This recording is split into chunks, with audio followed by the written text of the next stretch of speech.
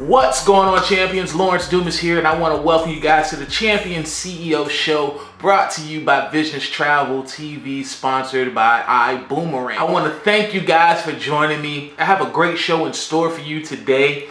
Guys, we have a all-access championship mentoring panel with 7 millionaires.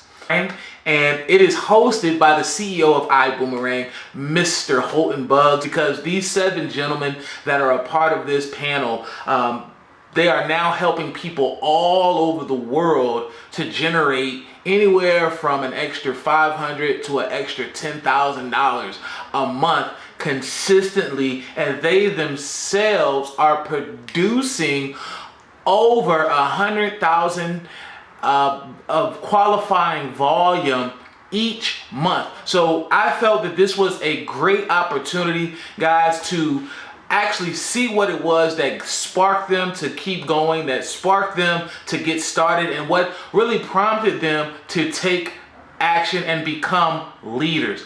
Now, guys, this panel includes Diamonds Mr. Tommy Johnson, Mr. Michael Jacks, Mr. Gary Coleman. We also have Blue Diamond, Mr. Luis Ventura, and we have Black Diamond, Mr. Johnny Wimbery, and then we have the phenomenal Mr. Edwin Haynes, who is our presidential diamond and the global master ambassador for ibüümerang. Now, I know you guys know that I am affiliated with ibüümerang, so I'm a little biased, I'm a little partial to ibüümerang and to these phenomenal individuals. Most definitely Mr. Haynes and Mr. Wimbery and Mr. Buggs have a special place in my heart, because these gentlemen have shown what it means to take leadership to the next level. And then their counterparts that are on this panel with them, Mr. Tommy Johnson has built multiple organizations over the last 15, 20 years. Mr. Michael Jackson, Mr. Gary Cohen, they got it out the mud, and they started off in the retail industry and then moved into entrepreneurship, and now these gentlemen are traveling all over the world, and they are helping to train and to build our future leaders and our future business owners. And then Mr. Luis Ventura, this gentleman is phenomenal.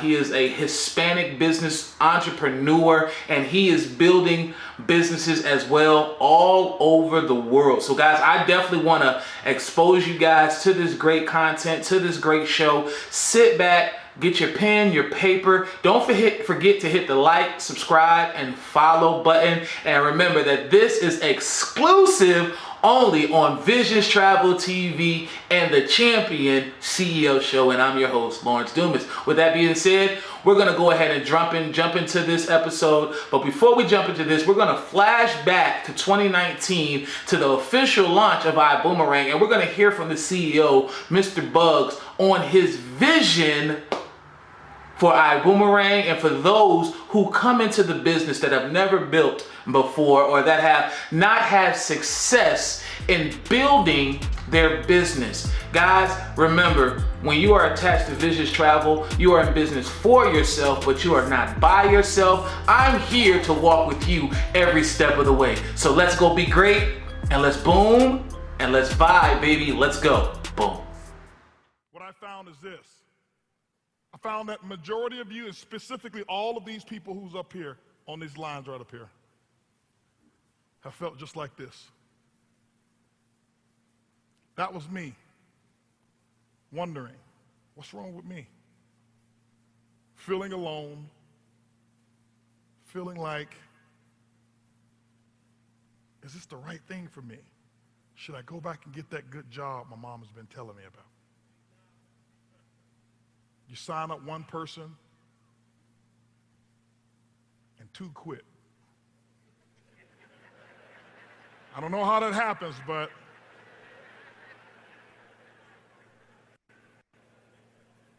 how many of you can relate to this guy? I know what it feels like. I couldn't sell the product. Never forget, I tell them we have a money-back guarantee, and 2 years later, they asked me for my money back.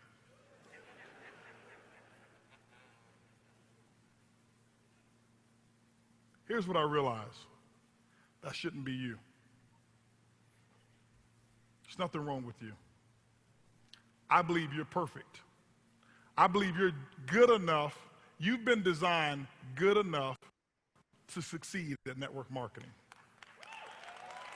Now, I'm going to tell you, do I believe that you should grow? I know that you should grow, and we all must grow, but you're good enough in this industry. The last thing I ever want any one of you to do is to be sitting on the bench all alone figuring, what's wrong with me? I'd watch people come into the organization, they come in 6 months, maybe I've been in 6 years and they come in 6 months, and 6 months later, I watch them walk across the stage and I look at myself and I'm like, something must be wrong. This industry's created more poor self-images than it has actually lifted the good ones. Because you only hear about these stories. Our goal is to eliminate the lonely bench. That's what our goal is going to do. We're going to eliminate the lonely bench. Nothing wrong with you. I don't care if you hadn't sponsored your first.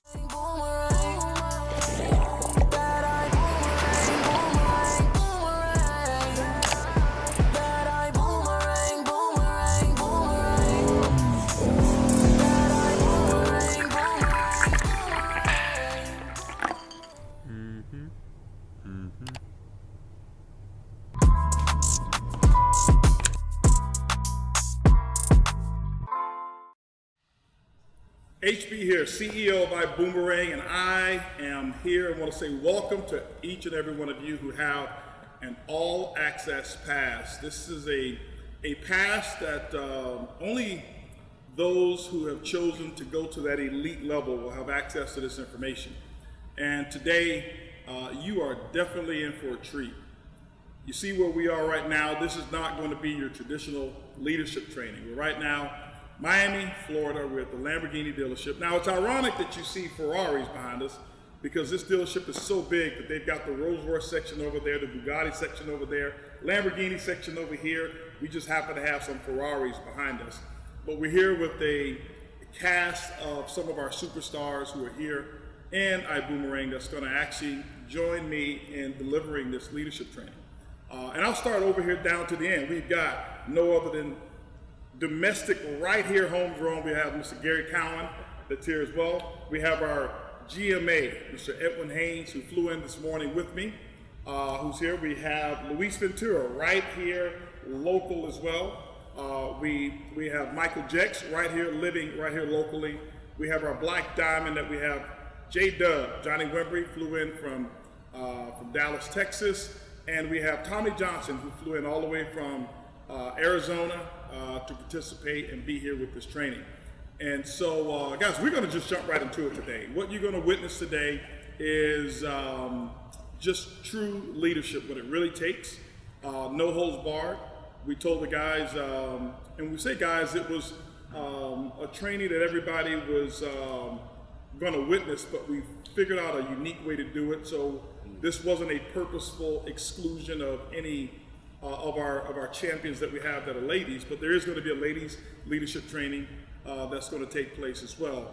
But we just happen to be here, happen to come up with a great idea that Michael Jex inspired, and guess what? We made it happen. So some of you are probably saying, why are you doing this leadership training in a Lamborghini dealership? Well, let me answer you. Because we can. That's how we're going to start this leadership training off, okay? Because we can, right? We have all access as well, right? Oh, yeah. But anyway, guys, you know, I'm excited. I'm excited to have everybody here. We didn't prepare anybody. We didn't give anybody any notes. We just said, come with it. I think all of us have experience, a breadth of experience of leadership and what we've experienced to make it to the top and lead other people to the top. I'm going to start down with Tommy. Just everybody give a little bit of your background. I'll take 20 seconds, 30 seconds, talk about how long you've been in the industry and maybe some of the accomplishments of some of your proudest moments that you've had being a leader in the network marketing industry. Thanks, HB. So my name's Tommy Johnson. I'm from Arizona, and my background is real estate. I got into network marketing, HB, 18 years ago, really trying not to do it. I thought this is what you did if you couldn't do anything else. Met somebody who knew what they were talking about, somebody who had a track record of success with integrity. He set me straight, and the rest is history. We earned our first $1 million in the industry as ambassadors, with that company by our 3rd year. But it was the luxury of great mentorship that made the difference. I believe that it's too costly to make your own mistakes in this business. And I just figure if I keep hanging around these guys, I'll be able to buy a car like this pretty soon. Because you found out we were hanging out over here. You said, hey, I got to get around the leadership, right? Yeah, man, I jumped on a flight. I was on my way. That's awesome. That's what I'm talking about. That's leadership. J-Dub. Johnny Winfrey from the Dallas-Fort Worth area. I've been in network marketing since I was 25 years old. My story, I had overnight success. And I don't really like talking about that a lot because it's, I don't want to discourage people, but, my overnight success really came from my paranoia of being broke. And I was just in a situation that, I haven't told this story a lot, but this is leadership stuff. This is all access. So at the age of 25, I was about 3 months behind on my car note and my homes. And I was newly married. My wife told us she'd never have to have a job. That's a whole nother training.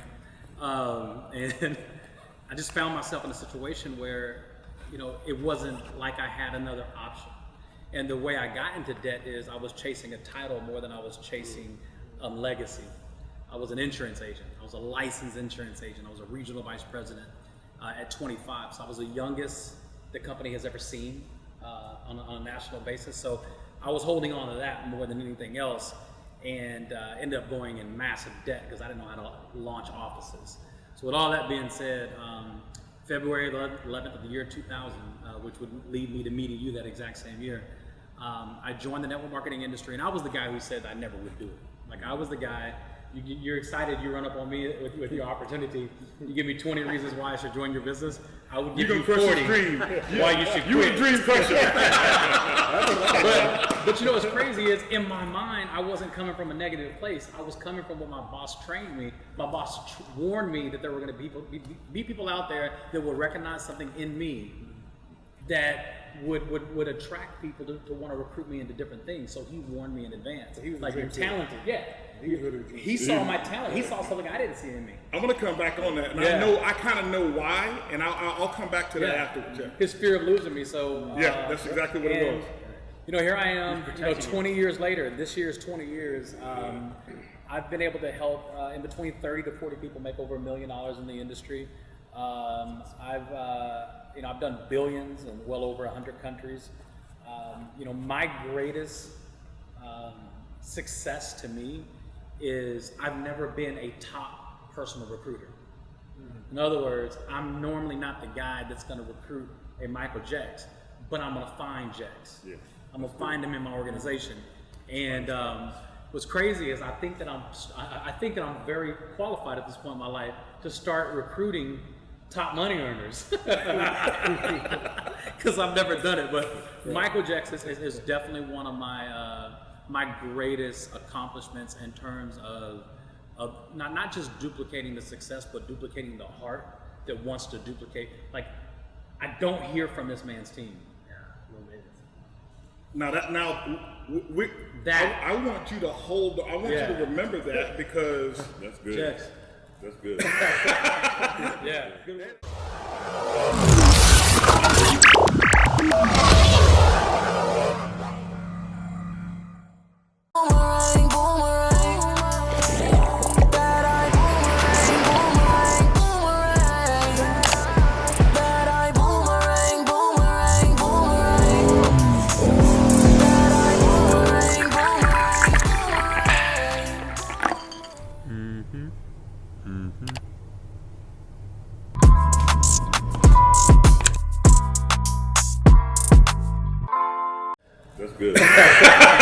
Yeah. Good work. And it ain't just me, man. It's a team. And it's not because they don't have your what phone is your number. greatest accomplishment? Right. I would say. And it's not because they don't have your right phone next to number, me. right? That's Yeah. good. Huh? It's not because they don't have your phone number.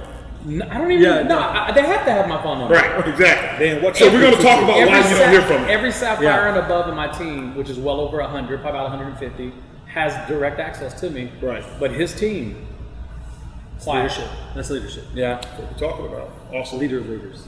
So, MJ! my man. That was such a great answer. I forgot the question. I was mesmerized just now, Johnny. That's what Johnny does. Listen, guys. Johnny is speaker, right? known for taking the microphone, right? They didn't even give me a microphone. They said, put the mic. So no, we want you to introduce yourself. How did you get started? Right. And what was one of your most proudest moments in leadership in network marketing? Just kind of share a little bit.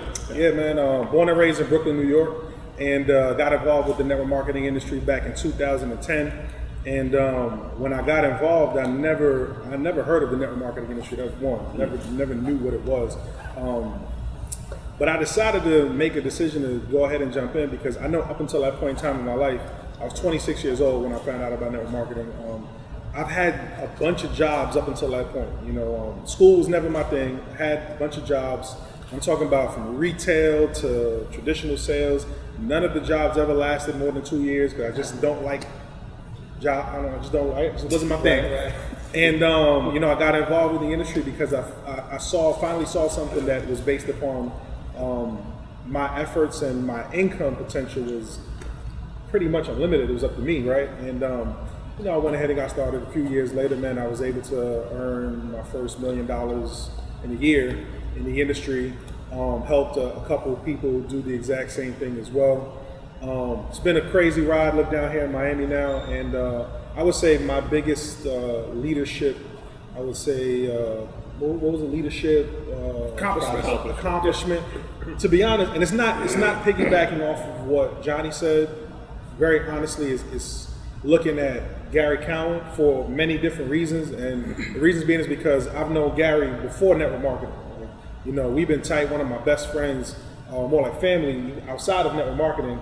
And one of my personal goals when I got involved with network marketing was I wanted this to be, because where I'm from, so the area of Brooklyn that I'm from, we don't have no rich people around us. Like, there's no millionaires that's teaching us information. There's no Lamborghini dealership in your neighborhood. No, we had this one dude who had a Bentley that would ride around the neighborhood every now and then. Right. We knew what he did. What I mean? It had nothing to do with network marketing. He was networking for sure. Right. And marketing for sure too. With some things that were being flown in from certain countries in South America. But anyway, we know what he was doing, but we weren't. That wasn't what I wanted to do for the rest of my life. Right. But I had a goal that I wanted to use network marketing. When I found out about what it was, I wanted it to be my, I guess, I don't know, something I could just pass on with people from my neighborhood so that we can come up together, because a lot of the conversations that we've had growing up, just with a bunch of people that I've known was always getting out of the hood. We never wanted to stay in the hood. And, Gary's from a different section of Brooklyn where I'm from.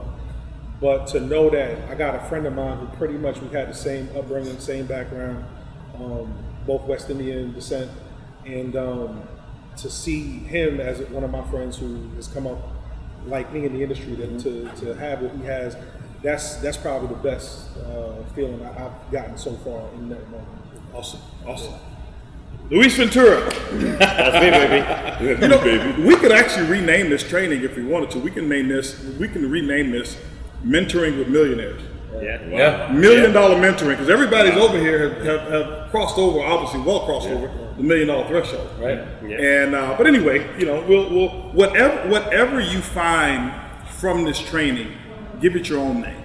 We just said conversation and cars and millionaire mentoring. But if you're brand new and you happen to be watching this, if you don't even know ibuumerang yet, and if this is what they gave you as a presentation, pay close attention, because each one of these people have done the work. They're successful. Not only have they done it here, they've done it before, and they're experts at what they do. And that's why you need to pay close attention to every word that they say. So we're going to pass it over to Luis Ventura, and I want you to talk to our Spanish family as well. Give us some English and give us some Spanish as well. Tell us a little bit about your proudest moment in networking, and how did you get started, and kind of share with us a little bit. Definitely. Well, my name is Luis Ventura, and I live in Miami now, but I used to live in Texas. Then before I used to live in New York. But one of the greatest things that happened to me is that I got into network marketing without knowing that I was in network marketing. And I was so fired up because I was working in this club, and one of my boss came one day. He said to me, "Hey, by the way, we have been invited to a business meeting, so I'm going to pick you up at 6 o'clock and be ready." Hold on, that's the best invite I've ever heard in my life. You didn't give him an opportunity to say no, right? Best invite ever. And 100% of the people you pick don't show up, and right? then he said to me, "Be ready. I'm going to pick it up at about 6 o'clock, and we're going to go to this meeting. That you're going to like it." I said, "Great." So he picked me up, went to this meeting, and before the meeting was over, I was already ready to sign up because it was so much excitement. It was so much looking forward for the future. Yeah. And I remember the guy said, in the next 2 to 5 years, you guys are going to be free. You're going to be able to do whatever you want. And if you had all the money in the world, what would you do? If you have all the money in the world and the time, what would you do? Where would you like to go? And I was so fired up. Every time the guy asked a question, I was raising my I said, "I'm ready to sign up." and then it was You so must have funny read the because script.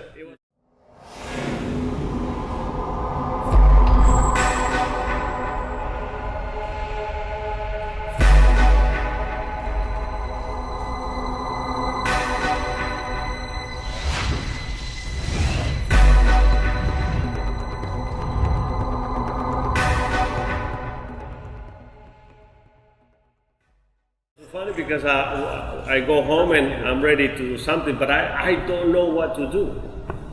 And all of a sudden I'm trying to invite people and people said no to the opportunity. And I thought that opportunity, that particular company was brand new. And the company had been in business for like 40 years. But I was the only one who did not know. I didn't know anything.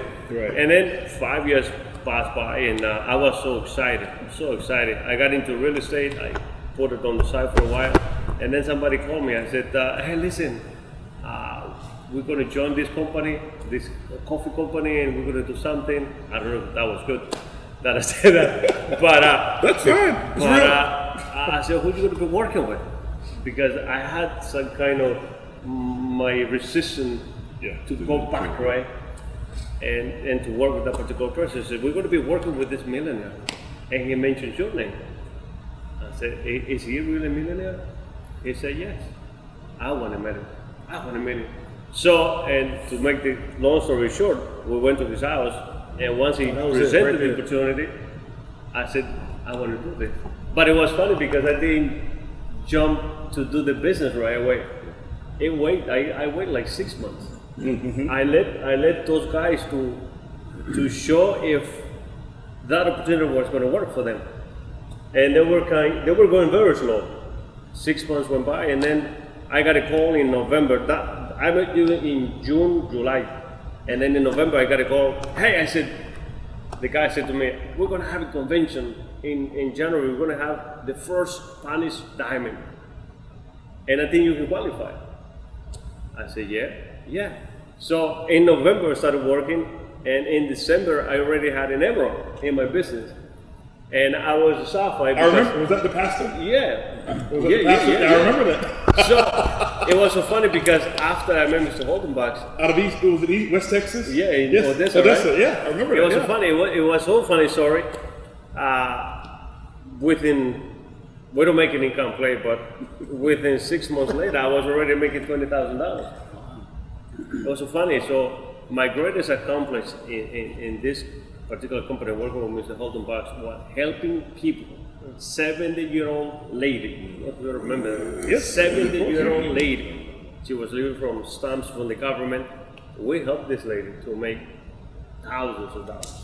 Yes. Thousands and thousands. And listen, this is a leadership training. You can be real, you can say what we need. We'll put all the disclaimers in here. We'll do all of that. So just let it fly. So I don't want you guys to feel that you gotta talk under your tongue or whatever it is. This is leadership, and we'll do enough so that everybody knows that everybody doesn't make money just because they join us based on their work, what they put into it, and there's no guarantee. So you can say what you want to say. I'll make sure that we have all the information in Can I do mine over? That's the thing. I remember when we invited this particular lady, I was holding her and my other friend was holding the lady to take a look at the meeting. We were able to help this lady to make $250,000 a year. Wow. That's it. And like that, we help 20 people like that. We have a couple of, like 3 or 4 people who make over $1 billion. But wait, network marketing doesn't work, right? She lived long enough to see that it does. So, para mis amigos que hablan español, yo me registré en Network Marketing sin saber que era Network Marketing. Mi amigo, que era mi jefe, me invitó a una presentación de Network Marketing y cuando llegamos allá empezaron a hacer preguntas como, si tú tuvieras tiempo y dinero, ¿qué harías? Y yo siempre levantaba la mano y yo decía dónde quería ir. Y 5 años pasaron y no tuve ningún tipo de resultado hasta que conocí al señor Holton Buggs. Alguien me invitó a la casa de él él estaba lanzando su propio negocio. Y después que él me explicó lo que él estaba haciendo, me tomó 6 meses para ganar $20,000 por mes. Y una de las cosas que más me recuerdo es que ayudamos a personas como una señora que tenía 70 años a ganar más de $250,000 por año. Y así ayudamos a más de 20 personas a llegar a la posición de diamante. Y las cosas que han pasado de ahí para acá han sido espectaculares. So, Mr. Buggs, to make the long story short, network marketing has been amazing for me. Because, for example, my wife, she used to make $9,000 a year. Wow. Her first year working with us, she made $150,000. So she made 15 years worth of income. Yes. She was able to, so it's like you're able to just jump, give yourself a 15-year promotion in 1 year. It was amazing. Yeah. It was amazing. That's awesome. Wow. Yeah, that is awesome. Our GMA. You said disclaimer? Yeah, disclaimer. Right? So we're going right on the disclaimer. I'm rich. Sign me up. That's all I would need to see in the video right there. Just get in. That right All you there. need to do is get in. Get your Let me call the legal team. Listen, we have a guy named Edwin Haynes. Whatever he says, we're not responsible. Please. We're gonna call the editors. All right, no, but I am, but okay. All right, no. I really mean that, okay? All right? I can say it though. I can say it. He's rich. He's really rich. Am I right there? All right, here we go. Now, Edwin Haynes, Houston, Texas. Been in the industry now about over 20 years. 20 years, that time goes so fast. On something pretty much like everyone has said, I wasn't looking to get involved in network marketing. I thought people go to jail. It was always a secret type of deal, and so I never had any respect for the industry. And I'm glad that I did connect with the right person the first time. And this, of course, as you are hosting, most of my career has been a great career because I found the right coach the first time, and that made a big difference for me as well. But the other thing is, I can say 2 things from my biggest accomplishments. Going around the world now and meeting people and them saying that in some small way we made a difference in their lives. And some people who are with us or have gone through us, that means a lot. Now it's like a ripple effect that's taking place around the world. And then the other thing is to be able to qualify to be and sit down with people such as yourself right now. I've always wanted to be a part of the club, seeing people who have accomplished something or whatever, and everybody's have their 7 and 8 figure and 10 figures, whatever story. That's something I wanted to do. So now I also say I have a living resume of people who are living just like us, and that's what made a big difference for me right now. That's why you're on GMA. Yeah, man.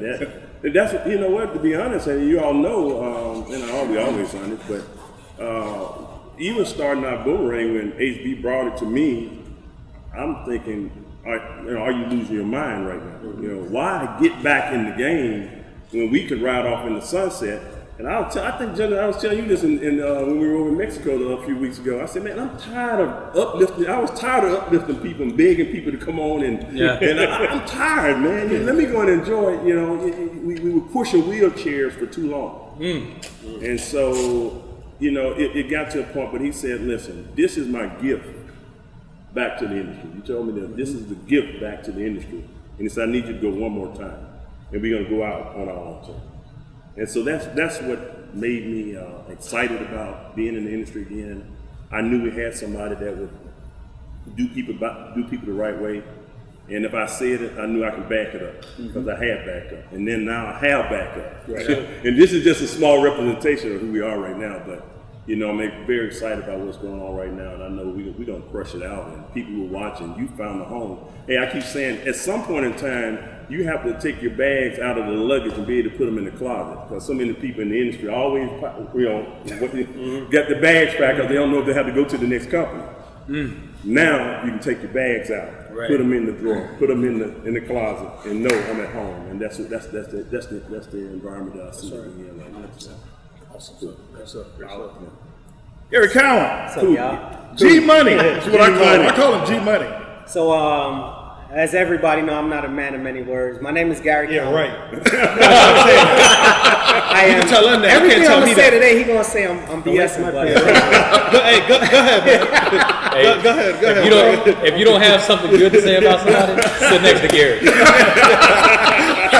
If you want to laugh during any boring event, sit next to Gary. Hey, man. So I'm originally from Brooklyn.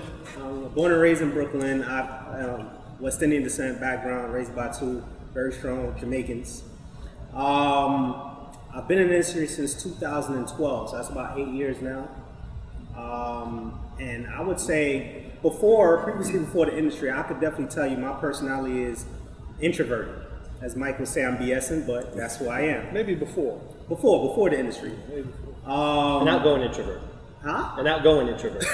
But an introvert.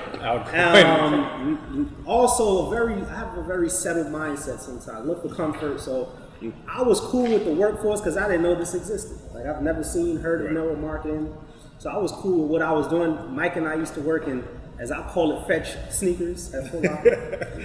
And he would be pissed off that he's working a job. I'll just fetch the shoes, bro. He used to always say that. That's all I used to say. I would be in the stock room staring at the shoes like I gotta climb this ladder with the shoes, and I mean, like, I bro, hear him walk behind me. So both of y'all worked at Foot Locker? Same Foot Locker. That's where we met. We met at Foot Locker. what you call it, bitch? Just fetch the shoes. I would hear Gary behind me. I'm looking at the shoes, man, and I hear him go get the shoes, man. Somebody come and say, "Can you get this?" I gotta go fetch the shoes. Fetch the shoes, bro.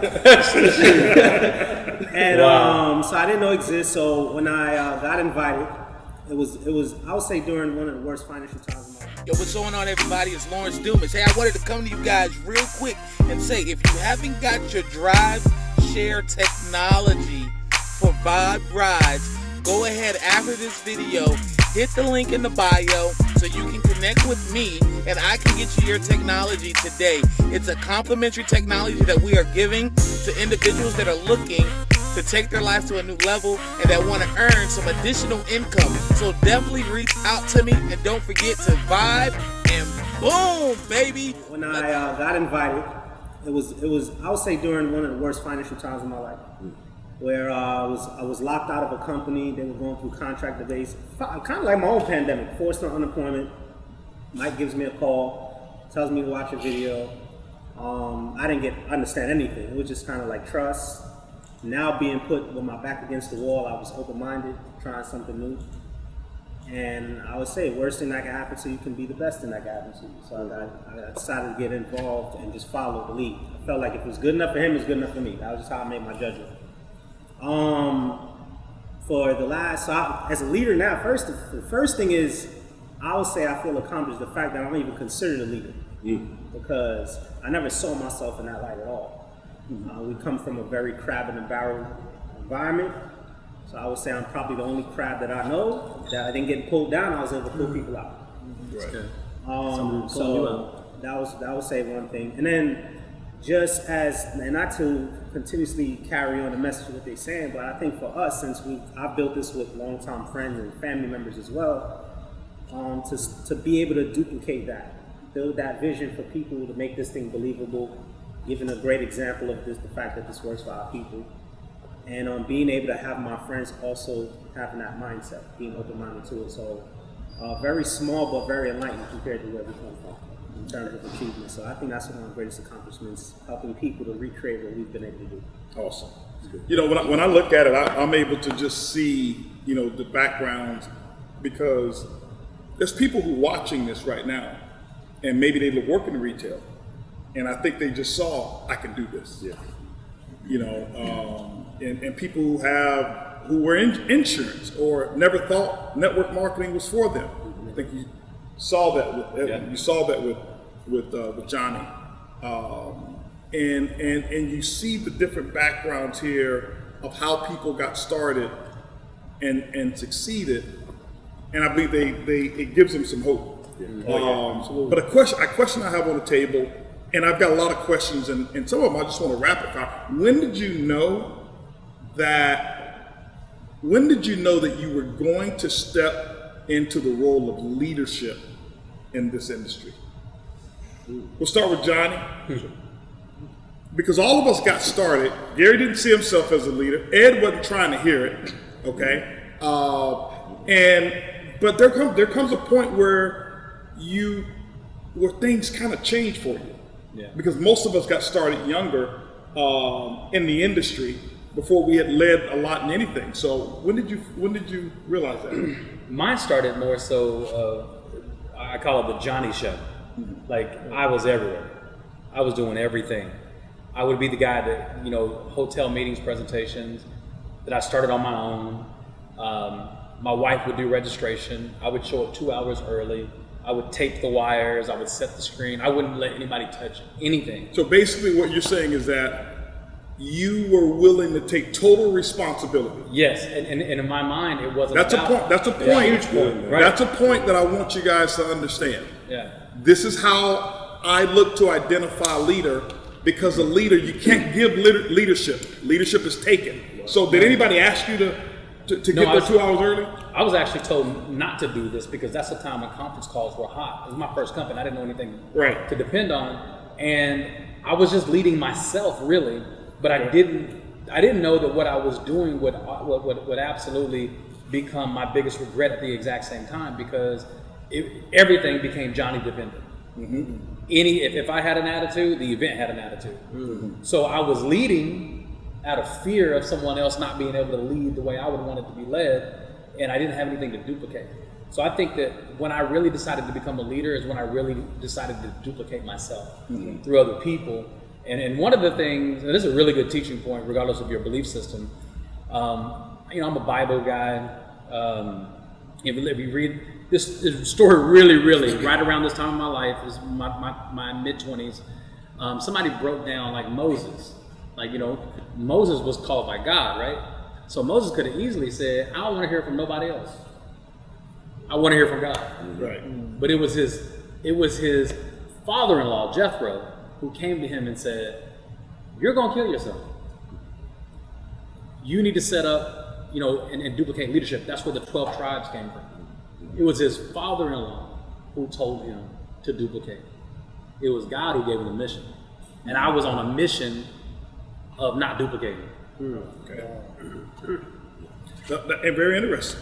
Tommy, what about yourself? Mine was really two parts. The first time I really decided to move into leadership was when I went to the first event that I ever went to. And I went kicking and screaming. And how long had you been involved before you went to your first event? Good question. This was like weeks.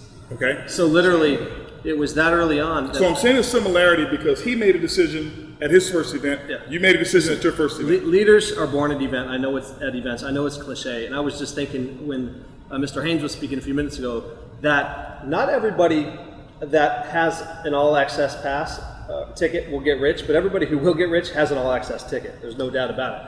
And I learned that right away.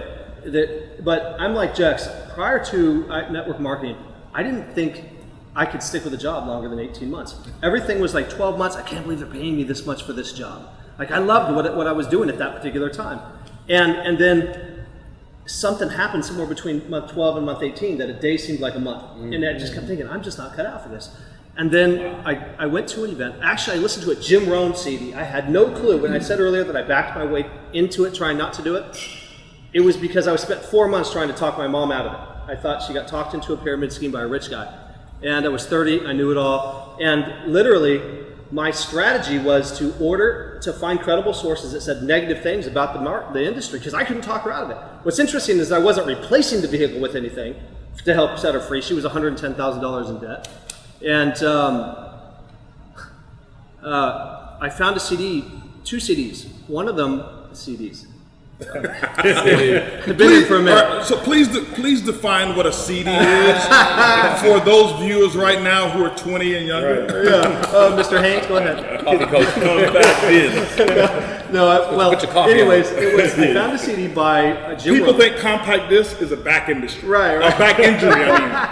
A back injury. You know, my disc is compacted, you know. So, anyways, there was a CD by Robert Kiyosaki who had credibility in my eyes because I was a realtor at the time selling homes for a builder called KB Home.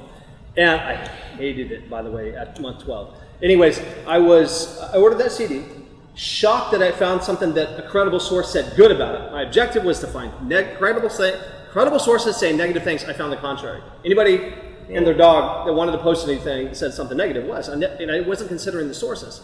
But then I found a CD by Jim Rohn called How to Build Your Network Marketing Business. There's no translator, so I can talk fast.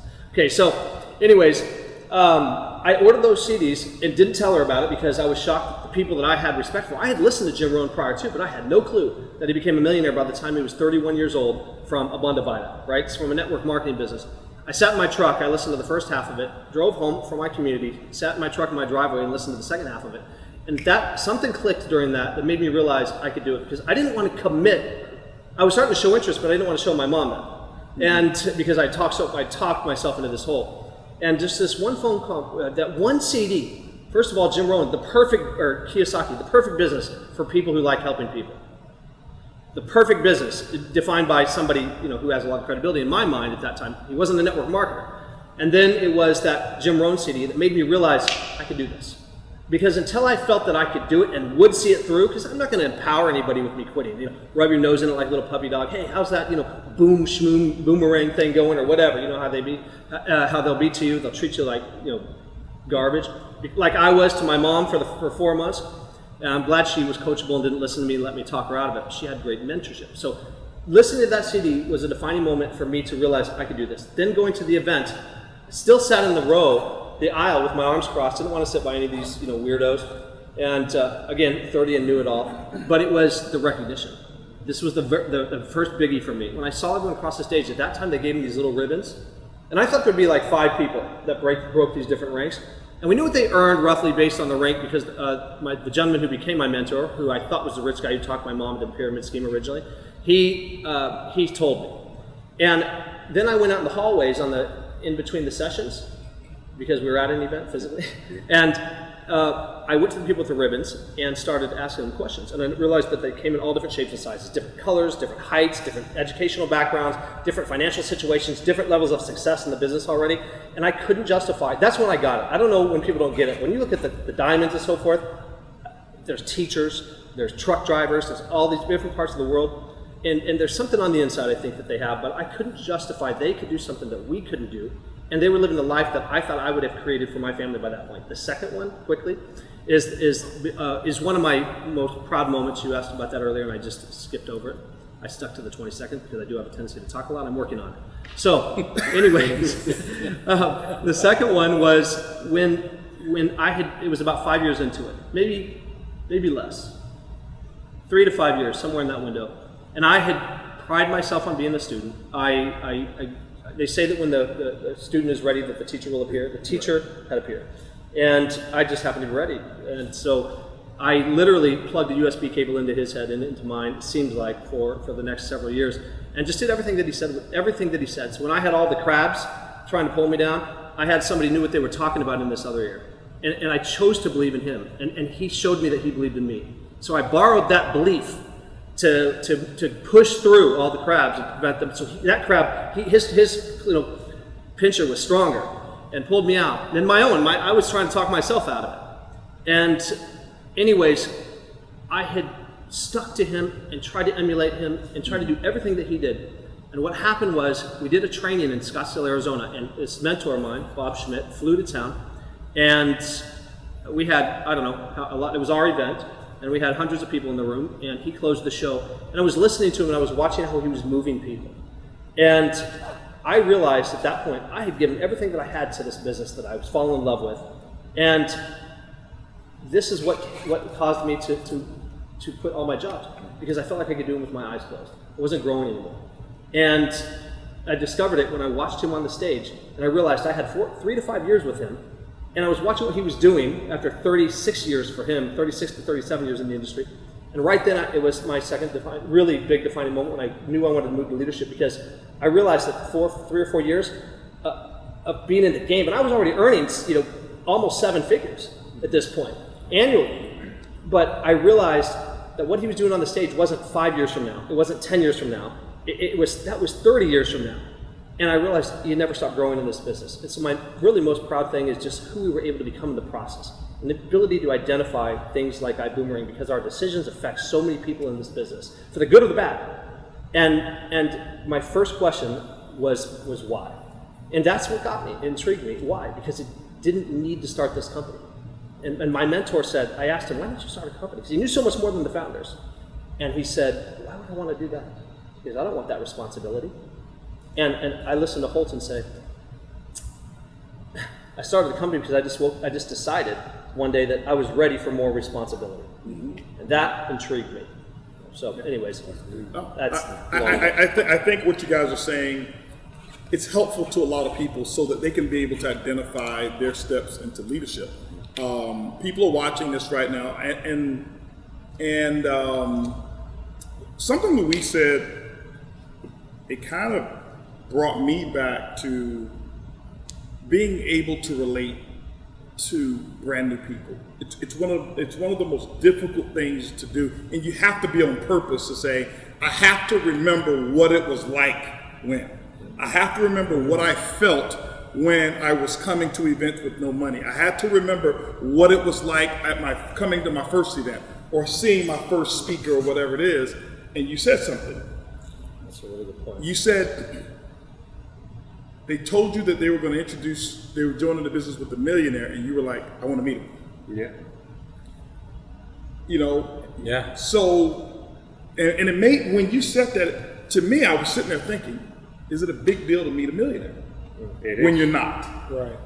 Because, and I'm not just being condescending. It's like, okay, well, when you hang out now primarily with, you just kind of lose that. So I want to go back and I want to talk about what it's like from a leadership and being able to identify. I want you to how long did it take you to get to your first $2,000 a month?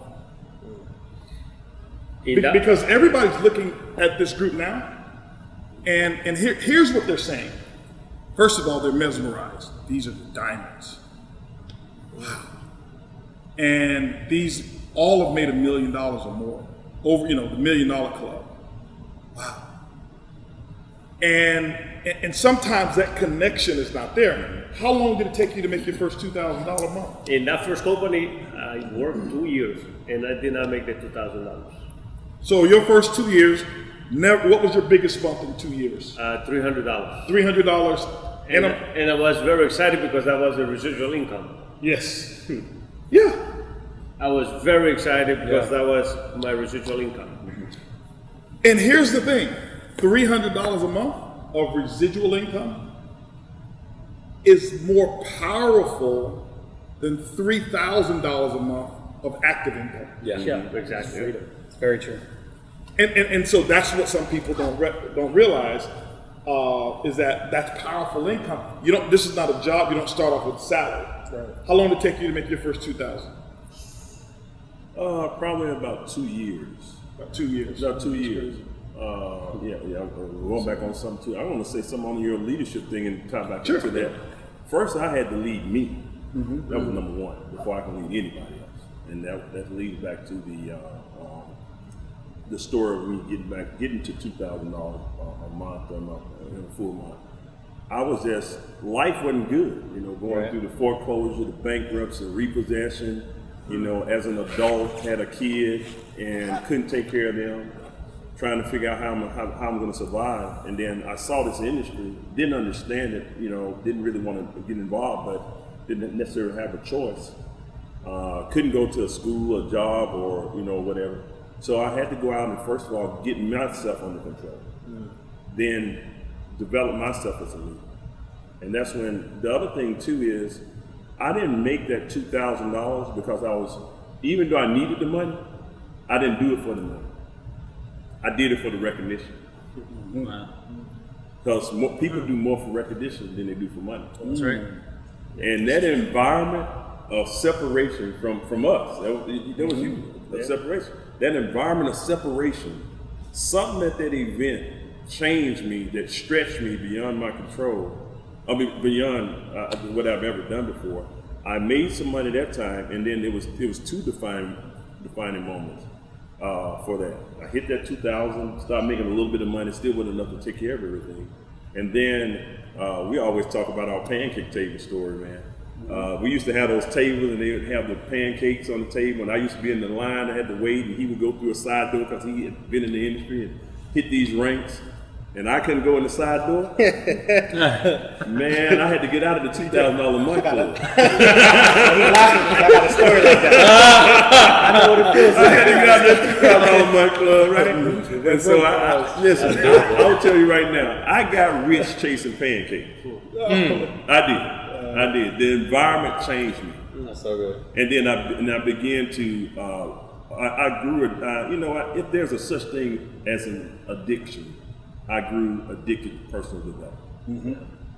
And that's when I knew that not only I would take care of myself for leadership, then I would be responsible for others and getting them there. And then it became a thing of having this gratification more of seeing everybody else, other people win too. So how many other people can do it? You know, how many other people can do it? Is it duplicatable? Right. Yeah. You know, and so I went through that process, but it took about two to 3 years to really get to some stable income, and it was frustrating. I'm even going to say this last part on that one. It was frustrating not only just with myself, but I had other people who were saying, "You still doing this thing?" Because they, you know, other people were succeeding, including yourself and me. And I always talk about my dad. You know, he like, Holton making all the something money. He's colorful with words. So he's making all the money. You're not making any money. And then now he tells me, man, boy, I knew you could do it all the time. It becomes their idea when you start making money. So anyway, But you see what happened to me? When I knew that I had to get my leadership, it's because the guy who sponsored me, he only spoke English. And I will call all my friends and all the people that I was presenting the business, they did not speak English. So I had to translate the guy. And I was watching this guy speaking, it was so slow, and I said to myself, but why am I letting this guy do the presentation? He doesn't relate to these people.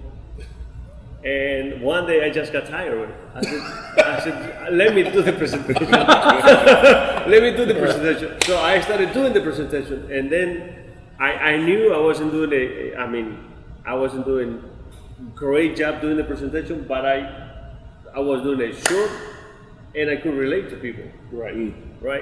And I figured I don't have to depend from this guy to tell my people. Now, how did you feel? I'm coming to you next, Gary, and then I got a different question for you, Jackson.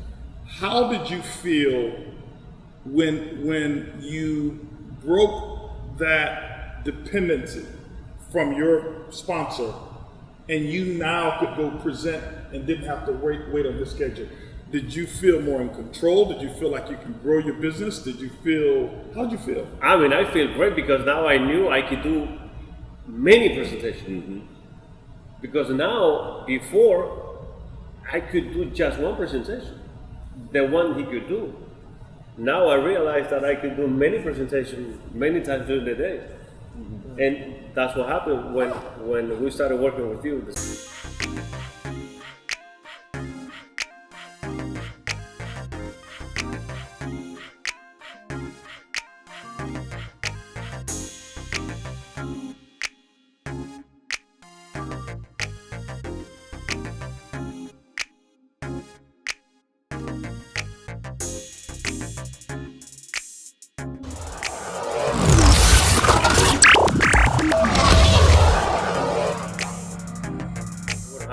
It would have been, but it also would have been based off of his ability to relate to your people, his time, his schedule, so he would have been in control of your money. Exactly.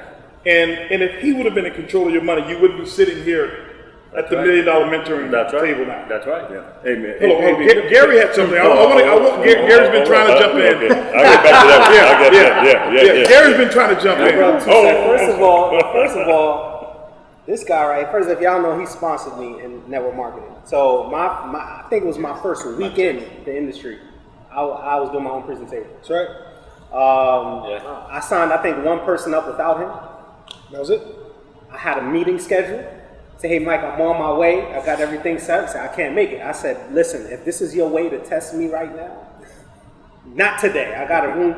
So he literally just kind of threw me out there my first weekend, and I started doing my own presentation. So with that process, as you're saying, it took me about 8 months to start making between 8 and a year, to start making at least $2,000 a month on average.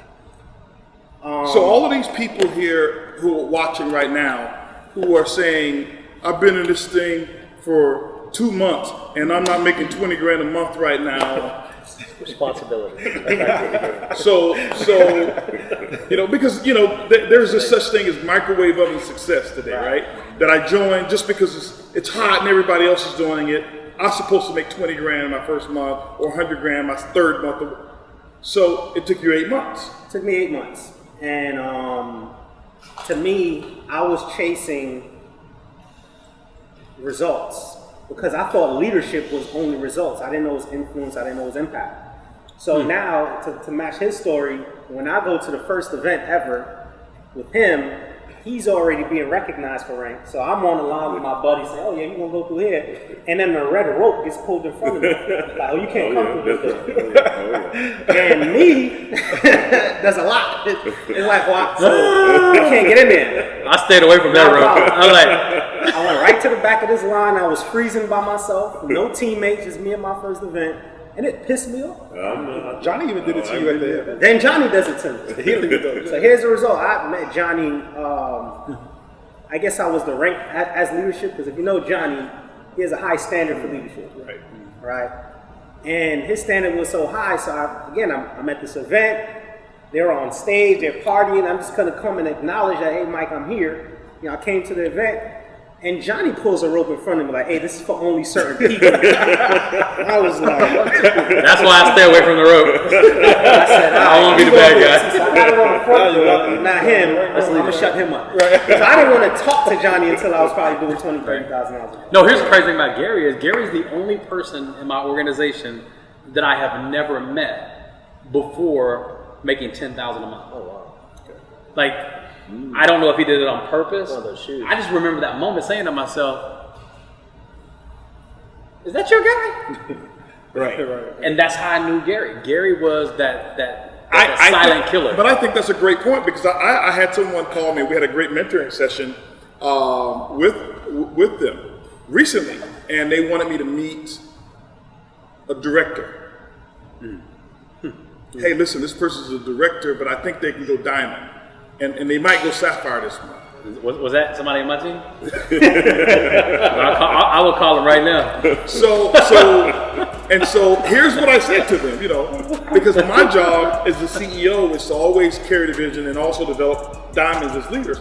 So I said to them, listen, so let's repeat this. What is it that you want me to, what do you want to accomplish on this call? Well, I want you to get on the call, let them know that you're real, let them know that the company is real. I said, so let's say this one more time. You want me, the CEO, to get on with the person who's done $2,500 in volume, and you want me to sell them that I'm real. And with all the video that's out there in the world on me, I've got to sell them that I'm real, right. And you've earned a lot of money, okay? Nearly $1 million. And I've got to sell them that I'm real and that this is real when you've already earned nearly $1 million.